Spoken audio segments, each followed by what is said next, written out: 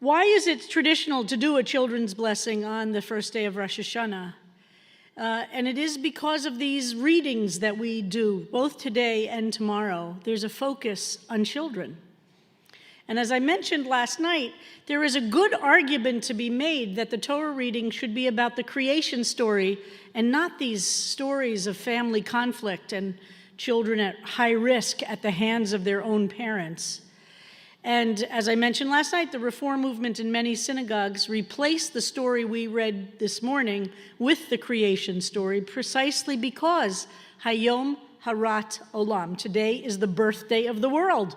We celebrate the creation in all different ways through Rosh Hashanah, as I mentioned last night. I'm not going to repeat last night. I hope you all heard it, so I can just refer to it, right? Are we all okay with that? All right, great.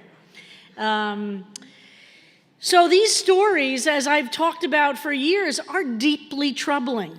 Today, a young boy is at risk because his own father sent him and his mother into the wilderness with very little food or water. At the hands of their own father, they're facing a good chance for death. Tomorrow's Torah reading, we read about his brother being taken up to the mountain to be near sacrifice, to experience a father whose knife is held above his throat and is about to be killed by his own father, the same one today and tomorrow, Abraham, who is our ancestor. These stories are full of pain and of horror and, frankly, one could argue, parental abuse.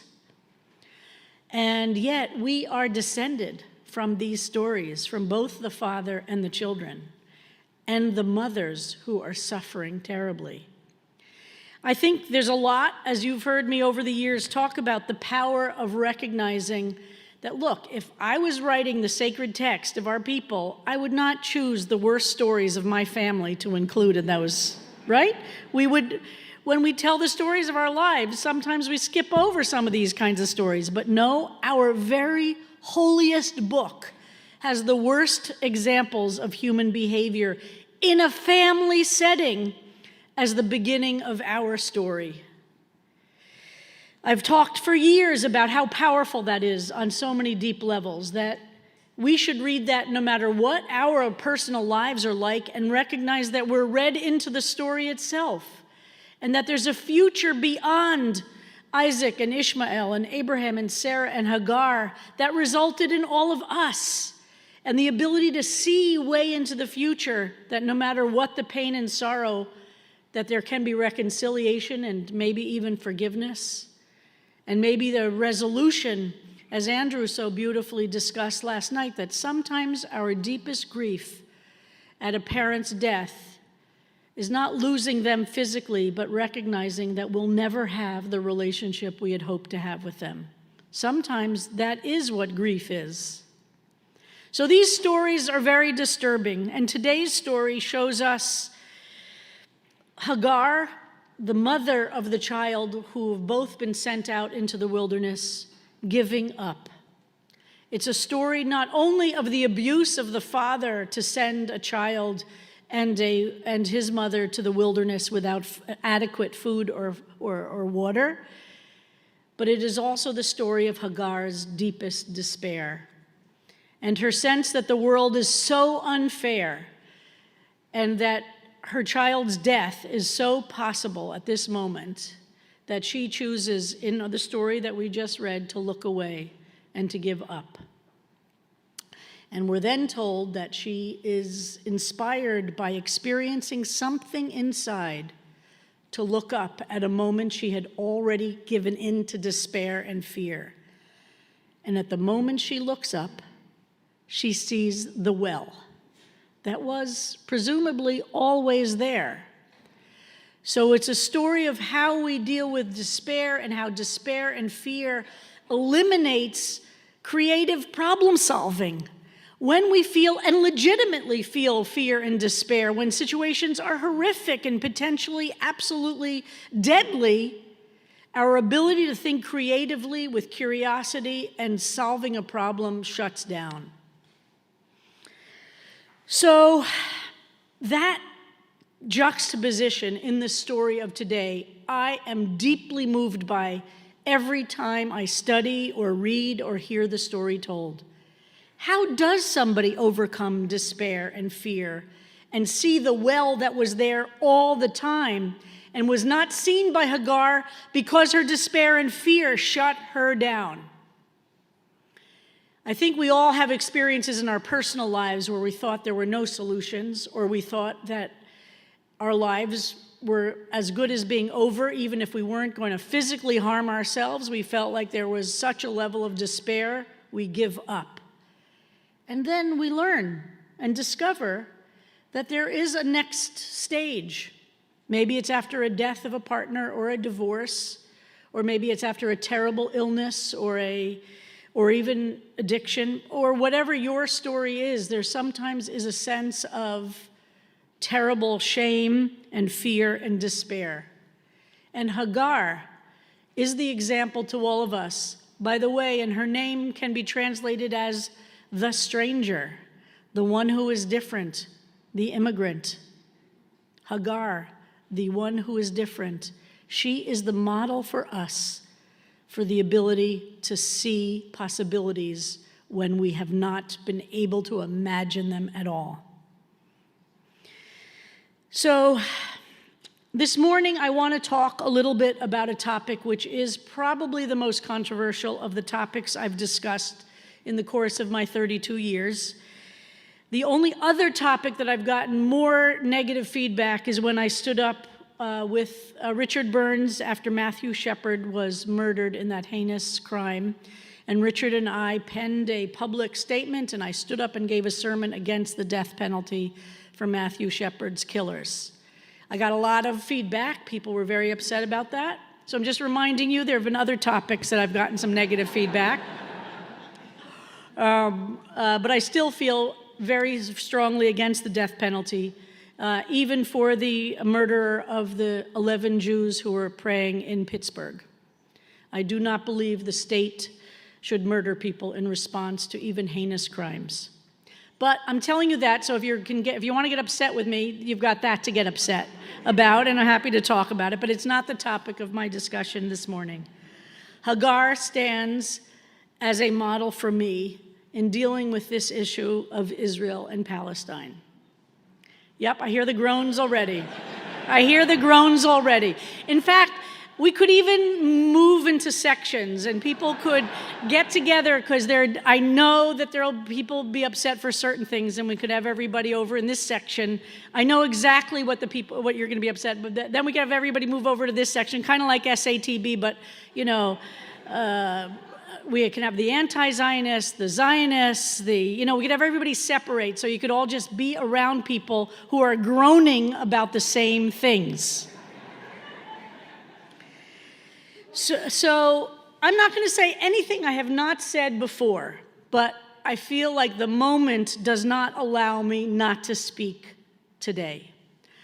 I tried to figure out a way not to talk about this today, honestly. I really wanted to figure out a way not to address this. But along with many of my colleagues, and this discussion has been very, very rich among many of my colleagues, I do not feel there is a way this week, this Rosh Hashanah, this year to avoid it. And again, I haven't avoided it in my course of my time at CBST, and this year I've spoken about it numerous times. But as we read this story of Hagar, and as we face this week, which is, I'll point out why, and this year to come, I'm forced to speak about it.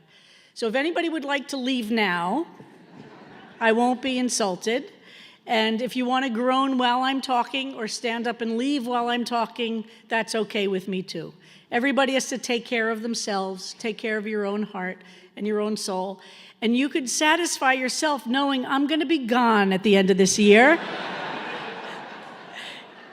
And you don't have to call up Harold and tell him that you should fire me, okay? So in 1975, some of you might remember that the United Nations passed a resolution equating Zionism to racism. I was at the demonstrations. I was 16 or 17 at the time, and I was at the demonstrations outside of the UN protesting and absolutely objecting to that equation. Does everybody else remember that time at the UN? Yes. So many of us are of that generation. I grew up in the 1960s in a world in which Judaism was defined initially by the Holocaust and the State of Israel, and then in the late 60s we added saving Soviet Jews. So we had those three pillars of what it meant to be Jewish: the Holocaust, the State of Israel, and saving Soviet Jews. You're welcome, Yelena. Yeah, absolutely. I'm very happy about that. So in 1968 and 69, I became very involved in the Save Soviet Jewry movement, which was just emerging at the time. And some of you probably were involved with that as well. What those three pillars did not include is how to live a Jewish life as an American Jew. That was something that the 1950s and 60s American Judaism, I grew up in a conservative synagogue, very traditional Jewish conservative synagogue. It didn't really approach that question. We had be Jewish because of the Holocaust, be Jewish because of the State of Israel, and be Jewish then because of Yelena Goldsman. Yeah.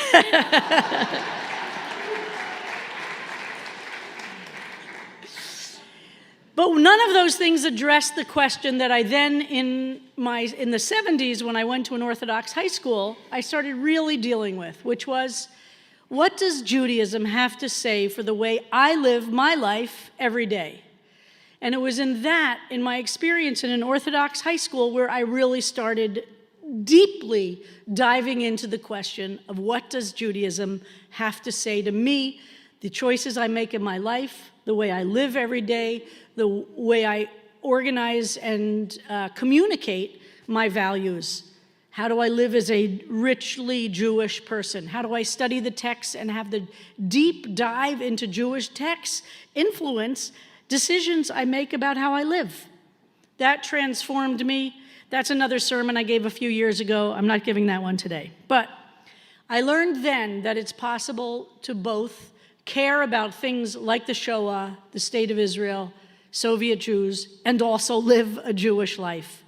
And I hope we've experienced that, and you experience that here at CBST. I'm speaking today because my Israeli friends have asked me to. I'm speaking today because those in Israel have reached out to me to speak on this Rosh Hashanah. There is a revolution now happening in Israel, and I need to support it. We need to support the NGOs and the organizations which are supporting that revolution. We need to not abandon those who are fighting to see Israel become something in which we can all be proud. There is an international tsunami of extreme right-wing authoritarian fascism. That wave is happening all over the world. And guess what? That exists here in our country as well. That's also a drashah I'm not giving today. But remember, I have talked about that a lot. 2024 election is coming very soon. Elections matter here in the United States.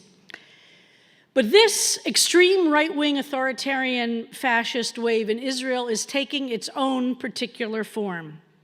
And it has resulted not in a complete dissolution of the things that we might value about Israel, but it is resulting right now in a transformation.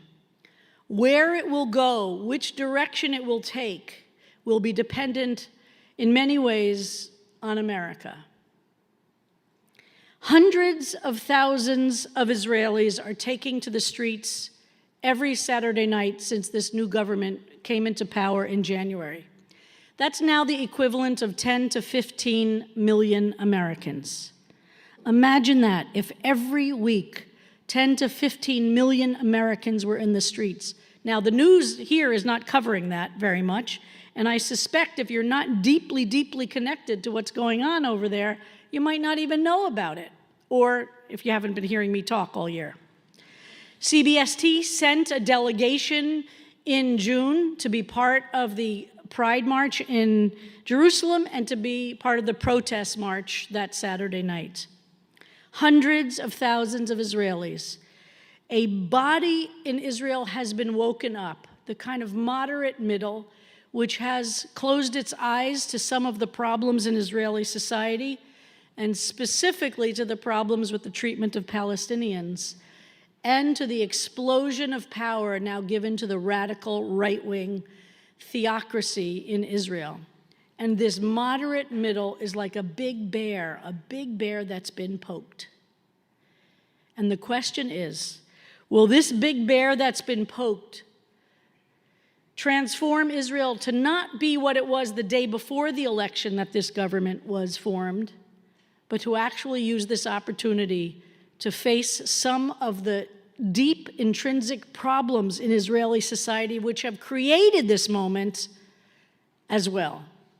And that is the question for which there is no answer right now. It will not be enough to go back to what Israel was the day before this election. Just like in America, if we don't deal deeply with racism and homophobia and transphobia that is part of our society itself, we will always, at some level, be at risk of the extreme right wing using those things to get into power. There are very big differences in Israel than in America. There's no constitution. The Israeli government, when it is formed, the parliament is the same party as the prime minister.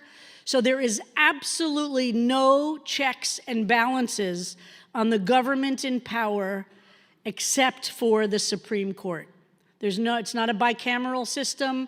There's the executive branch is the same branch as the legislative branch in Israel. And so the only check and balance that exists in Israel is the Supreme Court.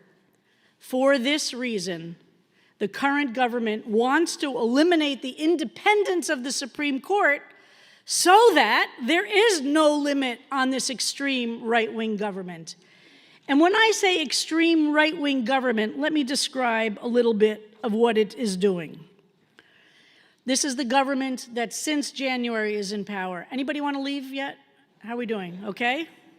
It's okay to leave, I promise. Or if you want to raise your hand or throw something at me, go ahead. So this is not just another Bibi Netanyahu government, because it's a coalition government and because Bibi desperately needs to stay in power and he desperately needs to destroy the Supreme Court. Why? Because he's under indictment for corruption and bribery, and he understands that if this Supreme Court is if he changes it, it's his only successful way to stay out of jail. But in order to stay in power, Bibi has to go to the extreme right wing of Israel to create a coalition government. As an example, Bezalel Smotrich, which I imagine most of you have never heard of, is now the Minister of Treasury in Israel.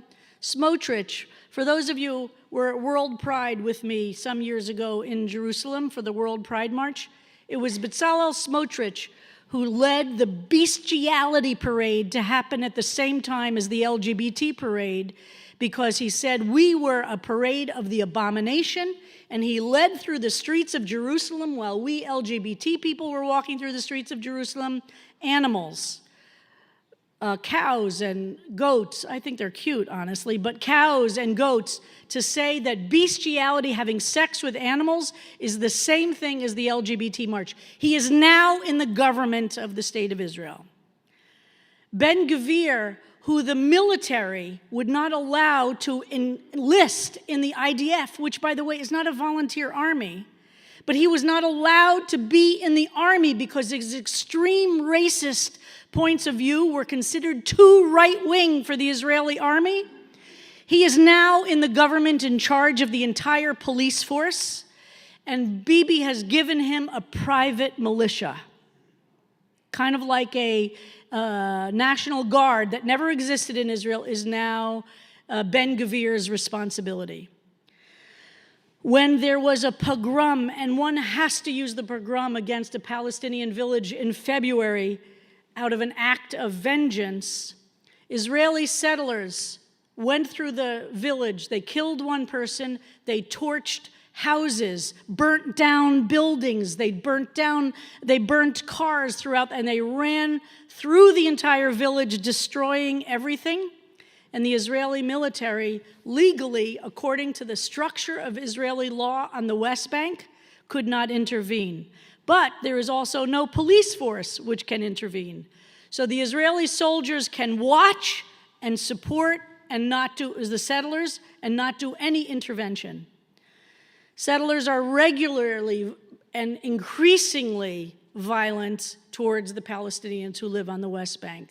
There's now constant burning down of olive trees and of agricultural land, constant attacks, because they know this government is a settler government. That ultimately what's happening, what Bibi has unleashed, is a small minority of Israel, which are the settlers, are now in charge. One of these ministers that I just mentioned actually retweeted a tweet that said that this Palestinian village and the other villages should be erased. And when he was asked to clarify, did he mean it when he retweeted that? He said, well, the only difference is he doesn't think the settlers should erase these villages. He thinks it should be the government of the state of Israel. This is somebody who the military would not even allow to enlist, and he now is in this position of enormous power. So there are 225 bills, and I just wrote a few down to let you know, that have been introduced since February. 84 eviscerate the legal system. 53 absolutely target and harm human rights. 37 impose right-wing Jewish norms on Israeli society. Segregation of women from men, for instance, limitations of businesses that could open on Shabbat, and obviously trying to do things about LGBT issues. 30 bills are controlling the conduct of elections, which, by the way, are all federal, obviously, because there are no individual states. 21 bills are taking control of private and public media. Who are the populations, if all of these bills are passed, that'll be affected most? First and foremost, Palestinians. Both the Palestinians who live on the West Bank and the 20% of the Israeli population who are citizens of the state of Israel and are Palestinians, both Christians, of course, and Muslims.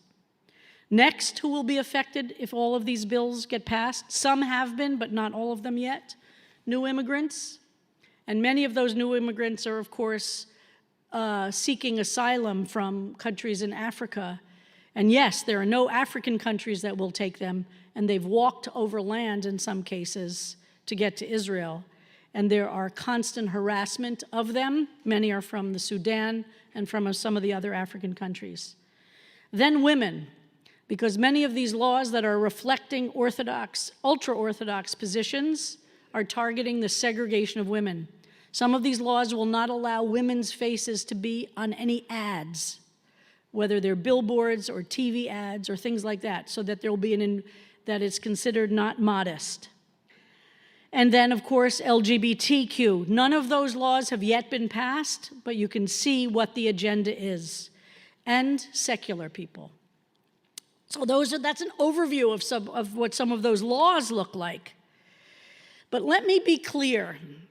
None of this would be possible without the settler movement. And yes, we can say, and I know some on the left here in the United States are very contemptuous of this largest protest movement in the history of the world. Nowhere else in the world has there been protesters on the street every week in these numbers for 8 months. Hundreds of thousands of Israelis, and now including some Palestinians, are out in the streets protesting. And it is thrilling to be there. These people are not full of the despair of that first kick in the gut that Hagar had of recognizing the destruction is around the corner. They have finally, I believe, looked up to see that the well of water exists, that there is power among this organized population. And the question is, where will it go? What will they demand? And how will this country, the United States of America, take a position to support them? If we do not, If the president of our country does not, and he's been quite good up until now, then I do not think that they have the chance that they have if this country says, first and foremost, that our funding outside of defensive military aid, which I do not think should be affected, but our funding of military aid must be tied to basic human rights issues. We do it for every other country in the world. We need to do the same thing for Israel. Not protective, not Iron Dome, that I think should happen, but I do think that we are in a position to make a difference right now. Bibi has whipped these groups into a frenzy. The ultra-Orthodox, the traditional Jews, settlers, Mizrahi Jews, Jews who live in the development towns in the periphery. There are many people inside of Israeli Jewish society who have been left behind. Does this start to sound familiar? Who have long lists of grievances, and they are this bulwark. And by the way, many of them are young people. Many of the right-wing growth is among young people. They look at their future and they feel afraid. Does that sound familiar? They're worried about what the future will look like. These who have these grievances have created a coalition of, I have to say, that are supporting these moves to authoritarianism. Bibi himself has aligned himself with Viktor Orban, Erdogan, and other authoritarian dictators around the world. At the same time that the Palestinians are in the West Bank under military law. What does that mean? I'm not a lawyer, and I can't describe all the fine details of it. But military law means they don't have basic civil rights like access to an attorney if you've been charged with a crime. A Palestinian on the West Bank can be thrown into jail for years and never see an attorney. Would any of us in this room support that? They have no access to the billions of dollars that come to from the EU because they have a corrupt government, and that is true.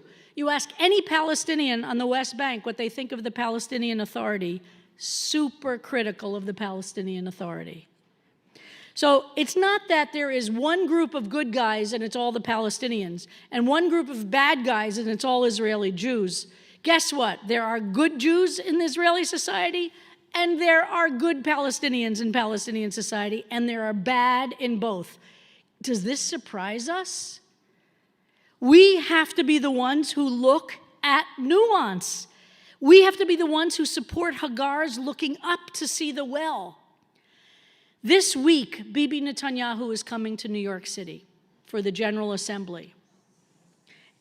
Now we can have a reaction here in this room, or we could show up on the streets like American Jews have not yet shown up on the streets to support the protesters in Israel who are desperate to make sure Israel remains a democracy. Not a perfect democracy, it's imperfect, but guess what? Does that sound familiar? We have an extremely imperfect democracy here. This is where I disagree with the left here in this country. That Israel is imperfect is not a reason to abandon it. It's a reason to strengthen the democratic values, to strengthen the pluralistic values, and to strengthen what I believe is at the core of the best of Zionism. I agree with what I did in 1975. I do not think Zionism equals racism. I do believe there are some people who are using Zionism to abuse Palestinians and to create a Jewish supremacist movement. Make no mistake about it. The government of Israel is now on the side of Jewish supremacy, which is the Jewish version, the Israeli version of white supremacy. There are people in the government, and this government is supporting elements in society which absolutely believes that Israel should only be for Jews, and that anybody else who lives from the land, from the sea to the whatever it is, should be Jewish, and not only Jewish, should observe Orthodox, ultra-Orthodox, halachic systems, or they are not welcome. Make no mistake about it. There's a Jewish supremacy. One of these ministers said recently that the ability of a Palestinian in the West Bank to move around is less important than his ability to be able to move freely. And so there are roads that go through the West Bank, and I've pointed this out to anybody who's been on a trip to Israel with me, that you can only have access to these high-speed roads if you have a license plate that indicates you live inside the state of Israel. Okay, inside the green line. So that means the millions of Palestinians on the West Bank don't have access to those high-speed roads, and in fact, those roads go through their agricultural lands, go through their cities and towns, and they watch Jews speed by while they have to wait and drive sometimes 3 hours to do a half-an-hour trip in order to go to school or to a doctor or to work, because they are not allowed on those roads. That, my friends, is apartheid.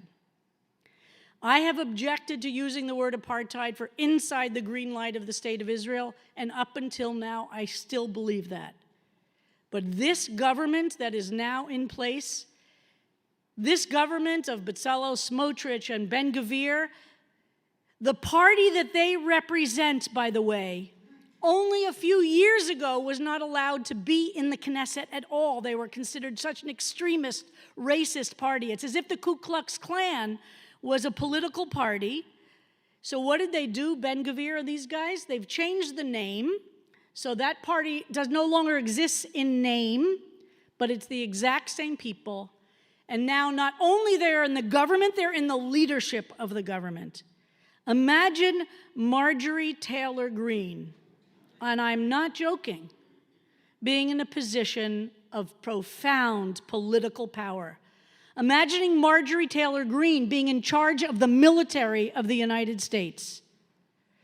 We in America don't even always have the imagination to really be able to imagine how crazy the world can be. Those 4 years of Trump gave us some vision of that. But imagine, and we know, were this situation to evolve here in the United States, we can see who some of the political leaders of the most extreme points of view put in positions of serious political power, the frightening damage they could do. So, there's a wonderful Israeli political psychologist, Oded Adomi Leshem, a political psychologist. Who knew that such a thing existed, right? Isn't that a great business card? He's a business psychologist, and he studies the phenomenon of hope. And he argues that there's a psychological aspect to despair and hope that if we don't pay attention to, we will not understand how to both imagine a different future even when we live in a desert. And that is the story of the Israelites leaving Egypt, right? They live in a desert. They can't imagine a promised land. All they've known is slavery, violence, hatred, genocide. And now they're supposed to imagine living in a country or under laws and a system of values. How do you do that? That's exactly what all of us are called upon to do. We are in the middle of a world that is totally desert, right? You look around. I don't need to list for you the disasters that are facing us: political, climate, environmental, the hatred that exists in the world. But our job, it's our work, is to be like Hagar, or to be like the Israelites under the leadership of a Moses, which is to say, the desert is not all that there is. That's what you see immediately around you. To be a person of deep humanity is to let your imagination exist that can imagine something else than what you experience every day. So Oded Leshem argues that it is psychologically easier to feel despair or fear than to generate hope. He said on a basic level, it's much easier to feel despair or fear like Hagar initially felt, because you know what? What can you do? If it's so bad you can't do anything, then there's no obligation to do anything, right? You just give up. That's easier. Psychologically, he says, hope necessitates a great many mental resources. At the most basic level, Energy, which is the most basic level, hope, is far more demanding than despair or fear. It takes work. Why? He argues Erich Fromm, the great psychologist, and everything else. Everybody here knows who Erich Fromm is, so I won't. Erich Fromm talks about something called idle hope. And I'm reading right now his words. To say, yes, yes, I hope things will work out, that's not hope. Because there is, according to Fromm, an inherent connection between hope and doing something. Hope without action is not true hope. There is a deep connection between hope and activism. Hope is not naivete or simplistic idealism. Hope, according to both Leshem, who quotes idle Fromm, is about believing that our actions will matter. Leshem quotes the great writer Viktor Frankl, the Holocaust survivor. Frankl made a connection between hope and meaning. For some reason, we think that if someone is full of hope, they are naive or disconnected from reality, that it's simply incorrect to be hopeful. You cannot be naive and super realistic, yet still cling to hope stubbornly, even in the darkest corners of life, Frankl writes. And Frankl has a famous video in which he speaks with students at Berkeley. I don't know if some of you have ever seen it. It's an amazing video. He speaks with students at Berkeley about the tension between being realistic and being idealistic. He tells the students that he has started to take flying lessons. And he tells the instructor, I want to get to point A, so I have to direct the steering wheel to there. The instructor explained to him that if he aims precisely at point A, the wind will divert him, and so he needs to aim differently to get where he wants to go. Idealism is critical, Leshem says, not as something naive or utopian, but as a way of life. If we're only realistic, reality will make things hard for us. There will always be challenges and disasters. If we cling to hope and believe that it is our human obligation to cling to hope, and aim as high as possible, we will be able to get to the place where we want to be. I have to say, I have the incredible luck, honor, great fortune to be married to Randi Weingarten. This is a woman who should not have any hope. I mean, she is attacked.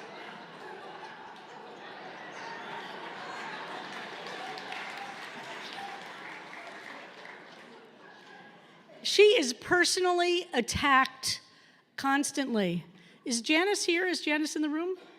Janice, are you here? Come on in, Janice.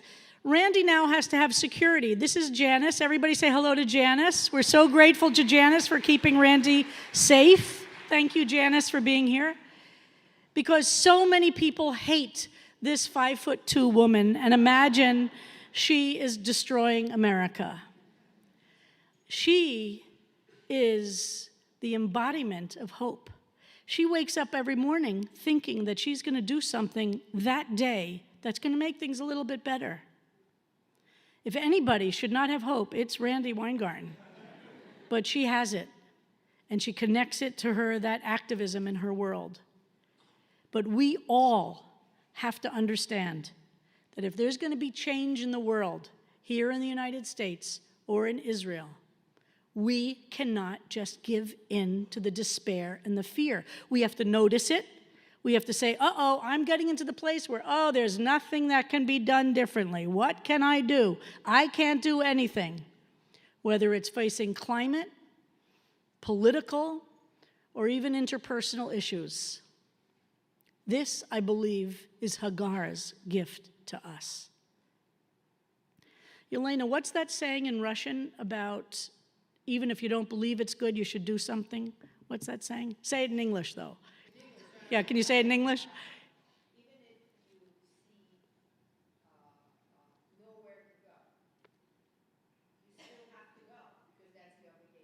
Even if you see nowhere to go, you still have to go because that's your obligation. And that is Hagar's gift to us. We have to understand, if we're going to stand with the just in Israel, first of all, learn about what's going on. It's not impossible. There's an English WhatsApp group, and if you write to me at CBST, at rabbi@cbst.org, I will give you this WhatsApp group that the Israelis who are Americans here in the United States put out videos and data and updates about what's happening. First thing, educate yourselves. Don't give up. Don't say, oh, it's too complicated. That's not acceptable. Learn, and learn from the Israelis who are doing this in leadership. Make sure we understand, I believe, that this occupation of the West Bank is a violation of every value that I have as a Jew. I've been involved in Zionism, progressive Zionism, and issues around the state of Israel since I was a teenager. And many of us said then, which was in the 70s, that the continued occupation of the West Bank would result in the destruction of the Jewish soul.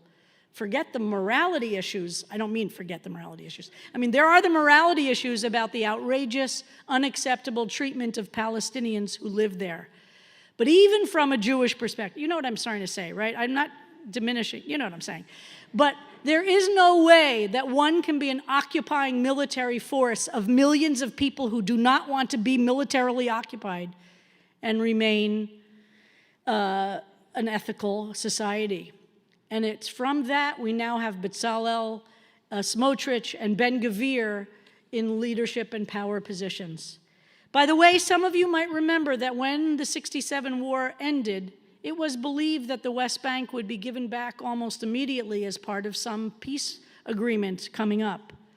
And for many years, very, very few Jews lived on the West Bank. That only started happening under both Labor and Likud governments, but notably under Ariel Sharon when he was the housing minister. The occupation of the West Bank will only be maintained if there is the violation of basic human rights of the occupied, systematic destruction of Palestinian homes, and occupying Palestinian lands to allow Jewish expansion. I'm going to end with this. Let's be all like Hagar. We have the fear and despair in our hearts when we see these situations of great trauma. Let's look up and see a well. It doesn't mean we'll all be fine and good, but it means that we are not going to be the ones who give up. So again, if you want to be on this list to get information, email me at rabbi@cbst.org. There'll be demonstrations all week this week, and we'll send out some information. Friday morning is when Bibi is going to be speaking at the UN, and there'll be a big demonstration at the UN Friday morning at 8:30. So may we all be blessed, Michael, for a year full of health and of sweetness, of justice and peace. Shana Tova, good Shabbos, Shabbat Shalom. פתחו לי שערי צדק, פתחו לי שערי צדק, אבובם אודיה, אבובם אודיה.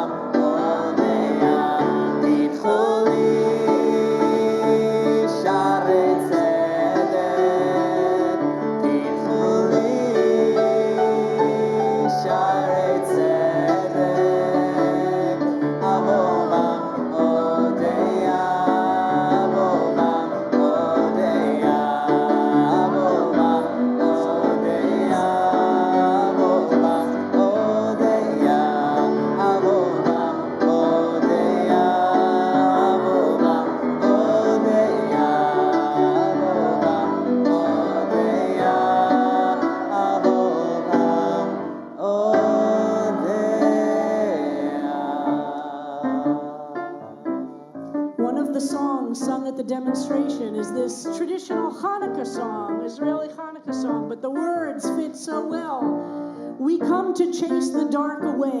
In our hands are light and fire.